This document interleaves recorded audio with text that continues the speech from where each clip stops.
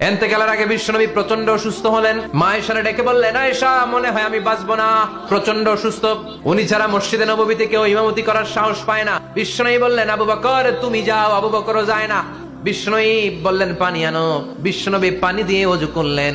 ওযু করে কয়েকজন সাহাবীকে ধরে উঠতে চাইলেন, আবার ধপাস করে বেহুশ হয়ে পড়ে যায়। বিশ্বনবী উঠতে পারে না। আবার বললেন, ঠান্ডা পানি আনো। পানির ভেতরে বিশ্বনবী 2 হাত ঢুকিয়ে দিয়ে ঠান্ডা ভিজা হাত দিয়ে চেহারার মধ্যে মাসে করলেন আর বললেন, হায়রে মৃত্যুর কি যন্ত্রণা।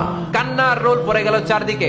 বিশ্বনবীর কলিজার টুকরা নয়নের পুটুলি সাইয়্যিদাতুনা ফাতিমা বিশ্বনবীর কান্না সহ্য করতে পারে না। বিশ্বনবীকে ধরে মা ফাতিমা বিলাপ করা শুরু করে দিলেন, চিৎকার দিয়ে কান্নাকাটি শুরু করে দিলেন আর বললেন, হায় হায় আমার বাবার কি কষ্ট।